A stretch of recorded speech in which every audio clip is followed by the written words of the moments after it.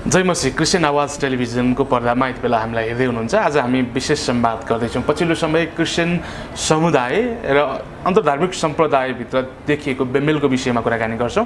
यसै विषयमा कुराकानी गर्नको निम्ति एसटिए चर्च नेपालका एकजना पास्टर शैलेश दिनदयाल सर आज हामीसँग हुनुहुन्छ। ढिला नगरी म उहाँसँग कुराकानी गर्छु। सर स्वागत छ यहाँलाई। जय मसीह। धन्यवाद, धेरै धेरै धन्यवाद। मैले विषय उठानमा भने पछिल्लो केही समयदेखि हेर्छौँ भने केही वर्षदेखि नै हेर्छौँ भने क्रिस्चियन क्षेत्र र अन्तर्धार्मिक क्षेत्रमा ठुलो द्वन्द्वको सम्भावना देखिएको आम दर्शकले अनुभव गरिराखेका छन्। आम जनताले समुदायले अनुभव गरिराखेका छन्। एउटाले अर्कोलाई नसहने, एउटाले अर्कोको विरुद्धमा बोल्ने किसिमका कुराहरू जुन भइरहेको छ, यसलाई कुन रूपले लिनुहुन्छ? अब यस्तो छ, क्रिस्चियन जगतको इस्यु जुन चाहिँ यहाँले उत्थान गर्नुभयो, हजुर, यो चाहिँ देश नेपालमा मात्र नभइकन यो चाहिँ विश्वव्यापी रूपमा अहिले यो कुरा चाहिँ बढ्दै गएको छ, बेमेलका कुराहरू। हजुर। अब कहीँ पनि जब जनघनत्व जब चाहिँ यसका सम्प्रदायमा चाहिँ जनसङ्ख्या बढ्दै बढ्दै बढ्दै गइसकेपछि जतिवटा टाउको त्यतिवटा विचार भने जस्तै त्यसले गर्दाखेरि चाहिँ बेमेल हुने सम्भावना चाहिँ बढी हुन्छ। हजुर। त्यसको उपाय या त औषधि भन्नुपर्दाखेरि चाहिँ हरेक व्यक्तिले आफूलाई सुधारतिर लाग्नु पर्यो। जस्तो हामी चाहिँ प्रायः के गर्छौँ भने धर्मशास्त्र बाइबलमा पनि यसो ख्रिस्टले त्यो कुरालाई अङ्कित गर्नुभयो। हामी चाहिँ जहिले पनि अगाडि बसेकोलाई चाहिँ पोइन्ट आउट गर्छौँ, देखाउँछौँ क्या, होइन? यसले गर्दा, उसले गर्दा, त्यसले गर्दा विभिन्न एक्सक्युजेसहरू क्या, हामी विभिन्न बहानाहरू निकाल्छौँ। यदि त्यस्तो नभएको भए यस्तो हुँदैन थियो भन्ने खालको चाहिँ यस्ता खालका विचारहरू चाहिँ हामी राख्ने गर्दछौँ। त्यसले गर्दा समस्या चाहिँ त्यहाँनिर छ। त्यसले गर्दाखेरि चाहिँ सबैभन्दा पहिलो पाइला चाहिँ के छ भने हामीले आफूलाई पहिला ठिक पार्नु पर्यो। आफूलाई ठिक पार्दै गयौँ भने यो बेमेलको सम्भावना चाहिँ बिस्तारै बिस्तारै घट्दै जान्छ। हजुर। यसले अब जातीय रूपमा पनि र धार्मिक रूपमा पनि द्वन्द्वको सम्भावना छ भन्छन् नि। अब यस्तो छ, धार्मिक युद्धहरू नभएको होइन, इतिहासमा धेरैवटा धार्मिक युद्धहरू भएको हामी देख्न सक्छौँ, होइन? त्यसले गर्दाखेरि यो धार्मिक द्वन्द्व चाहिँ कतिखेर हुन्छ भने जतिखेर मान्छेको चाहिँ महत्त्वाकांक्षा चाहिँ हाबी हुँदै जान्छ क्या। हजुर। जस्तै म हो ठुलो हो, यो त मैले पो सुरुवात गरेको त, यदि म भइनँ भने त भन्ने खालको जब मान्छेमा बढ्दै बढ्दै बढ्दै बढ्दै जान्छ, लुसिफरमा त्यही भयो, उसको पतन भयो। त्यही भएर हितोपदेशको पुस्तकले भन्छ सफलताभन्दा अगाडि नम्रता आउँछ, पतनभन्दा अगाडि घमण्ड आउँछ भन्छ। त्यसले गर्दाखेरि अब हरेक हामी जो चाहिँ वेदीमा काम गर्ने सेवकहरू, चर्चका पास्टर, एल्डर, डिकन, डिकनेस, सुसमाचार वाहकहरूले, प्रचारकहरूले विचार गर्नुपर्ने कुरा के छ भने अरूले बोल्दै गरेको, अरूले दिएको चाहिँ विज्ञप्तिमा, अरूले दिएको प्रवचनमा टिका टिप्पणी गर्न छोडेर आफू चाहिँ कहाँ छु, आफूले के गर्नुपर्ने हो, हामी कसरी येशू ख्रिस्टको आगमनमा तयार हुनुपर्ने, त्यो कुरामा फोकस गर्नुपर्ने बढी आवश्यक छ। तर यहाँ समस्या के छ भने कतिलाई लाग्छ नेपालको इतिहासको कुरा गर्ने हो भने पनि म नभएको भए, अब कतिजना चाहिँ हाम्रा अग्रजहरूलाई लाग्छ म नभएको भए नेपालको क्रिस्चियनिटी यहाँसम्म आउँदैन थियो। जवानहरूलाई लाग्छ यदि हामी नभएको भए त यस्तो समयमा कसले ट्याकल गर्थ्यो। त्यो खालको समस्याले गर्दा चाहिँ नेपालभित्र पनि छुट्टै क्या, अनि डक्ट्रिनल कुराहरू आएर यसको सिद्धान्त यस्तो छ, यो झुटो छ, त्यो झुटो छ, यता झुटो छ, उता झुटो छ। हामी कतिचोटि आफैले गरेको गल्तीलाई चाहिँ हामी त्यसलाई चाहिँ औँल्याएर हामी प्रस्ताव गरेर चाहिँ हामी प्रायश्चिततिर आउनेतिर छोडेर हामी चाहिँ अरूलाई दोषी देखाउने, यसले के गर्यो, त्यसले के गर्यो, उसले गर्दा, यसले गर्दा हामी त्यो कुरामा लागेको कारणले गर्दा बेमेलको जुन चाहिँ एउटा धाँधो छ त्यो चाहिँ बढ्दै बढ्दै बढ्दै बढ्दै बढ्दै त्यसले स्प्रेडिङ हुँदै गएको छ। त्यसले गर्दा यसमा चाहिँ हाम्रो भाव कस्तो हुनुपर्छ भने कतिवटा कुरा हो, कतिजनाको योगदान छ, हामीले त्यसको सम्मान गर्नुपर्छ। तर भन्ने व्यक्तिले कसरी भन्नु पर्यो र कसरी बुझ्नु पर्यो भने कुनै पनि काम मैले पनि गरेँ अथवा मैले पनि गर्न सक्छु भन्नु र मैले मात्र गर्न सक्छु भन्नुमा फरक छ नि त।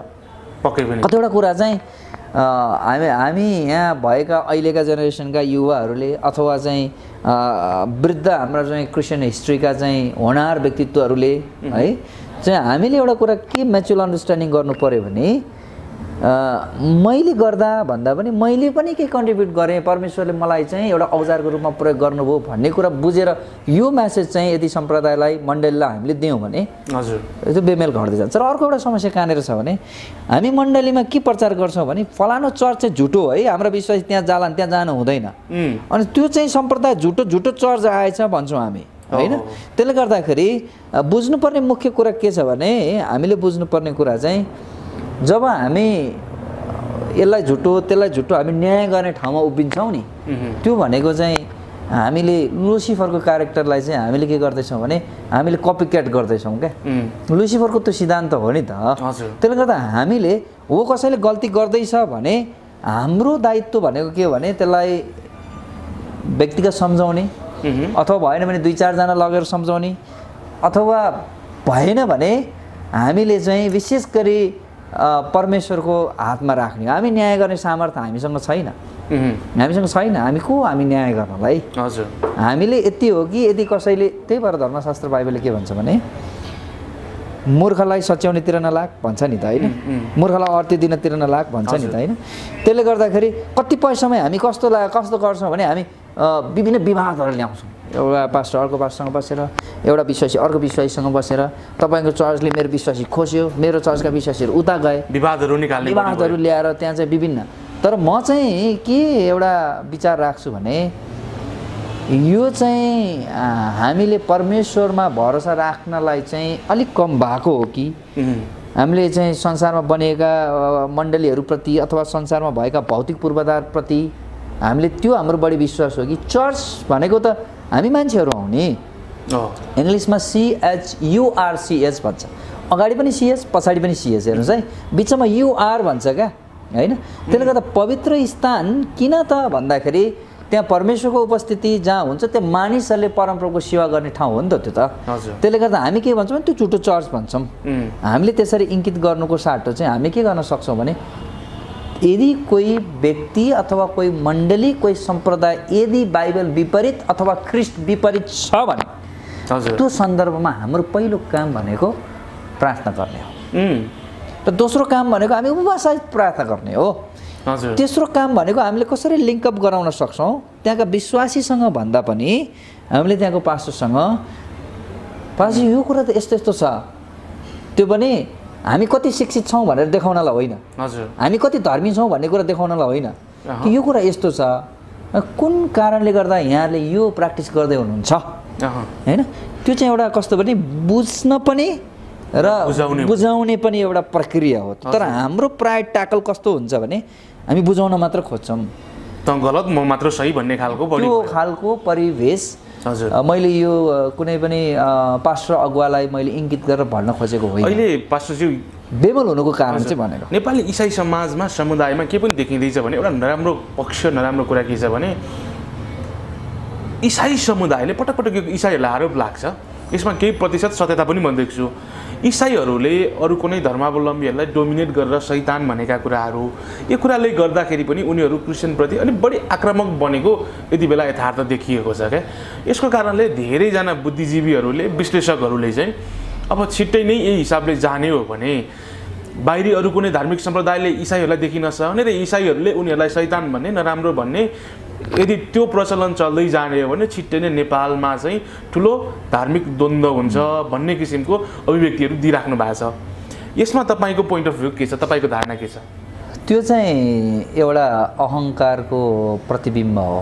हजुर है, जस्तै हामीले कोही अन्धकारमा छ भने त अन्धकारमा छस्, त अँध्यारोमा छस् भनेर हामीले त्यसलाई दोष लगाइराख्नुको साटो हामीले अलिकति पर ज्योति बाल्ने हो भने त्यो अन्धकारमा भएको मान्छे ज्योति हेरेर त्यहाँ आउन सक्छ क्या।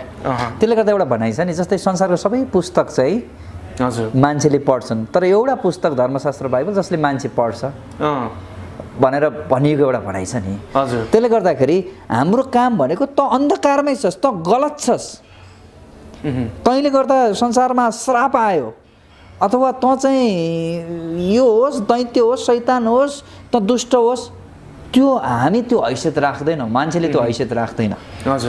हाम्रो काम चाहिँ के हो भने यदि त्यहाँ ज्योति छैन भने, त्यहाँ अन्धकार छ भने हाम्रो काम भनेको चाहिँ अलिकति पर हाम्रो ज्योति चाहिँ प्रकट गराउने हो। प्रकट गर्नु त्यो अन्धकारमा भएको मान्छे त्यहाँ चाहिँ यता ठोकिने उता ठोकिने जो छ नि, हजुर, ज्योति देख्छ उसले, ऊ ज्योतितिर आउँछ।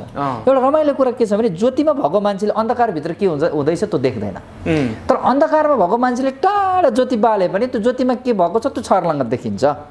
त्यसले गर्दाखेरि धर्मशास्त्र बाइबल सबैले एक्सेप्ट नगर्ला, सबैले नपढ्ला, सबैले त्यसलाई ग्रहण नगर्ला, तर हामी त खुल्ला किताब हौ नि त, हामीलाई मान्छेले हेरिरहेको हुन्छ। हाम्रो सुसमाचार कहाँ जाने त भन्दा हाम्रो सुसमाचार जाने भनेको अरू सम्प्रदायमा जान्छ। हाम्रा चाहिँ बुद्धिस्ट हाम्रा दाजुभाइ आफन्तजनहरूकोमा जाला, हिन्दू हाम्रा नरनाताहरू हाम्रा आफ्ना परिवार हुन् सबै, होइन होला चाहिँ मुस्लिममा हाम्रो जाला। हाम्रो विभिन्न ठाउँमा हामी सुसमाचार छर्ने क्रममा सबै हाम्रो परिवार हो, परमेश्वरको सृष्टि हो। त्यसले गर्दाखेरि उहाँहरूमाथि हामीले दोष थुपार्ने, उहाँहरूलाई हामीले चाहिँ विभिन्न लालछना लगाउने भन्दा पनि राम्रो कुरा चाहिँ हाम्रो लाइफस्टाइल, हाम्रो बोल्ने तरिका, हाम्रो खाने तरिका, हाम्रो उठबस गर्ने तरिका, हाम्रो नैतिकताका कुराहरू, त्यसमा हामीले सुधार ल्याएर एउटा सिङ्गो सम्प्रदायले, एउटा क्रिस्चियन सम्प्रदायले एउटा के साक्षी बन्नु पर्यो भने त्यहाँ भएका हाम्रा आफन्तहरूले पनि क्रिस्चियन जस्तो पो हुनुपर्छ भन्ने खालको एउटा वातावरण बन्न पर्यो। त्यो मात्र हाम्रो काम। त्योभन्दा पछाडि अर्को काम छैन हाम्रो, त्योभन्दा ठुलो सुसमाचार अर्को छैन पनि। त्यसले गर्दा हामी त्यहाँ गएर यसरी हामी अन्धकार छ भने नि अन्धकारभित्र बस्दाखेरि त हामी पनि त ठोकिने भयो नि यता र उता। त्यसले गर्दा हामीले उज्यालोमा बसेर हामीले निम्तो दिने हो, उज्यालोमा बसेर उहाँहरूलाई हामीले त्यो ज्योति प्रकट गर्ने हो। त्यसले गर्दा यो उचित होइन कि हामीले कसैलाई यो धर्मको त्यो धर्मको, यद्यपि चर्चमा त्यो समस्या छ, यो चर्चको त्यो चर्चको, त्यो हाम्रो काम होइन। यदि कोही यसको विषयमा हामीसँग ट्याकल गर्न चाहनुहुन्छ, यसको बारेमा छलफल गर्न चाहनुहुन्छ भने ओपन डिस्कसन राखेर हामी प्रार्थनासहित, तर हामीले अर्कोलाई तल झार्ने हिसाबले होइन, अर्कोलाई माथि उठाउने हिसाबले त्यो खालको छलफल गऱ्यो भने बल्ल एउटा चाहिँ हामी ठाउँमा पुग्न सक्छौँ। त्यसले गर्दा प्रभु येशू ख्रिस्टको उद्देश्य त्यो होइन कि आफ्नो परिवारभित्र लडाइँ गराउने त्यो उद्देश्य होइन, तर अन्तिम दिनमा यो हुन्छ भनेर प्रभुले भन्नुभयो होइन। मत्ती 24 अध्यायमा हामी हेर्न सक्छौँ जातिको विरुद्ध जाति होइन त्यो लड्छ भनेर भनियो, तर हामी त्यो लडाइँ गर्ने सम्प्रदाय भन्दा पनि लडाइँ रोक्ने सम्प्रदायमा हुनु चाहिँ हाम्रो कर्तव्य रह्यो क्या। हजुर, बुझ्नु भयो नि। त्यसले गर्दाखेरि हामी त्यो लडाइँ रोक्ने सम्प्रदायमा हामीलाई हेरेर चाहिँ ओहो येशू ख्रिस्टका मान्छेहरू अलिक फरकै छन् है भन्ने खालको त्यो बनाउने काम चाहिँ हाम्रो हो क्या। हजुर, त्यसले गर्दा यो जुन अहिले यो विभिन्न किसिमका द्वन्द्वको सम्भावनाहरू त्रासहरू बढ्दैछ, यसको न्यूनीकरणको लागि, यसलाई रोक्नको निम्ति सबै धार्मिक सम्प्रदायहरूले, विशेष गरी इसाई होस्, हिन्दू होस्, बुद्धिस्ट होस्, मुस्लिमहरू होस्, त्यस धर्मका धर्मगुरुहरूले के कस्तो रोल प्ले गर्न सक्ला सर यसमा? त्यसको लागि आफ्नो आफ्नो आध्यात्मिक क्षेत्रमा लागेका चाहिँ धर्मगुरुहरूले आफ्नो हिसाबले उहाँहरूको ग्रन्थले के भन्छ त्यो उहाँहरूले आफ्नो हिसाबले अभ्यास गर्नु होला। तर इसाई जगतलाई म के भन्न चाहन्छु भने प्रार्थनामा बल छ। हजुर, र पहिला अरूलाई हामीले चाहिँ गलत छ भन्दै गर्नुभन्दा पहिला हाम्रो परिवार मिलाउनुपर्छ। त्यो भनेको चर्चमा सबैको विचार एउटै नहुन सक्छ होइन, सबैको विचार एउटै नहुँदाखेरि पनि हामी क्रुसको वेदीमा आएर हामीले जुन चाहिँ स्ट्रगल भन्छ नि मान्छेले, सङ्घर्ष गर्ने भनेको हामी नेपालीहरू जो छौँ हामीले एक छाक खानको लागि सङ्घर्ष गरिरहेका छैनौँ क्या। हाम्रो सङ्घर्ष भनेको हाम्रो विचार कहिलेकाहीँ त्याग्नुपर्ने हुन्छ। यदि राइट छ, ए भन्ने मान्छेको विचार नि राइट छ, म बी भन्ने मान्छेको विचार पनि राइट छ भने, तर अलिकति फरक छ भने कहिलेकाहीँ मैले बी भन्ने मान्छेको चाहिँ अथवा ए भन्ने मान्छेको विचारलाई पछ्याउनु पर्ने हुनसक्छ।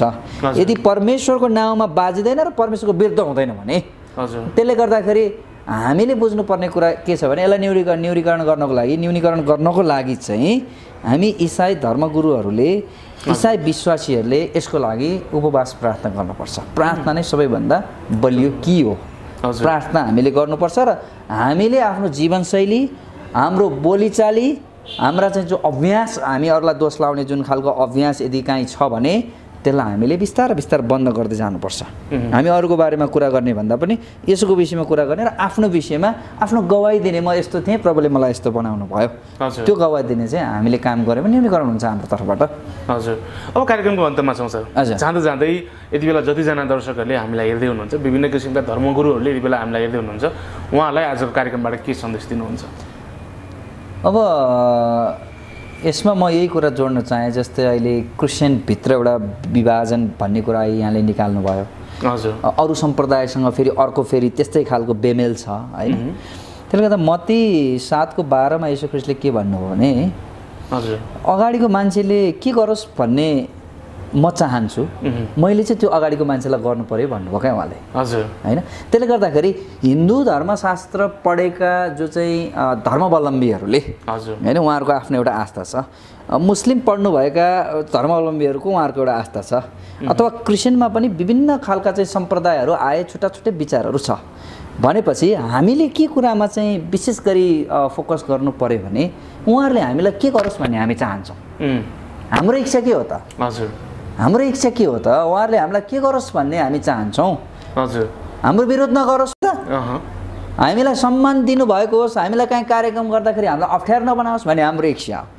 हामीलाई धार्मिक स्वतन्त्रता उहाँहरूले दिनुभएको होस् भन्ने हाम्रो इच्छा हो नि त। त्यो हामी त्यो चाहन्छौँ भने हामीले त्यो अभ्यास चाहिँ पहिला आफ्नो जीवनबाट गर्नु पर्यो, भनेको उहाँहरूलाई त्यो वातावरण बनाइदिनु पर्यो। अब हामी ठाउँ ठाउँमा नि उहाँहरू त यस्तो हो, परमेश्वरबाट होइन, उहाँहरू त झुटो हो भन्दै हिँड्यो भने, शैतानबाट हो भन्ने हामीले त्यो भन्दै हिँड्दाखेरि त हामीले के गरौँ, हामीले त्यो रिटर्न पाउने हो नि त। त्यसले गर्दा मुख्य कुरो विचार गर्नुपर्ने कुरा के छ भने मलाई यहाँ अगाडि बस्नु हुनेले के गरोस् भन्ने मेरो इच्छा छ, त्यो मैले उहाँलाई गर्नु पर्यो क्या। हजुर हामी त राम्रो एक्सपेक्ट गर्छौँ नि त अर्कोबाट त, भनेपछि हामीले पहिला राम्रो गर्नु पर्यो।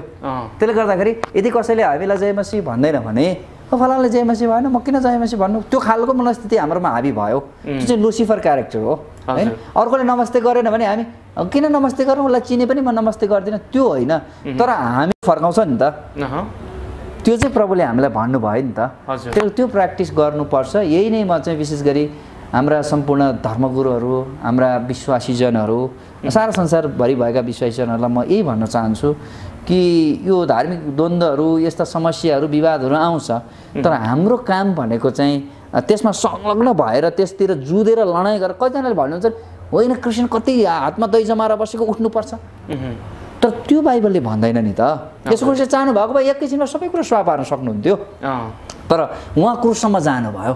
त्यसले गर्दा हामीले परमेश्वरको योजना खोज्ने हो र हामी मृत्युसम्म हामी क्रुस कल्वरीमा हामी जस्तै गलातीको पुस्तकले भने जस्तै गरी हामी टाङ्गिनको लागि तयार हुनुपर्छ।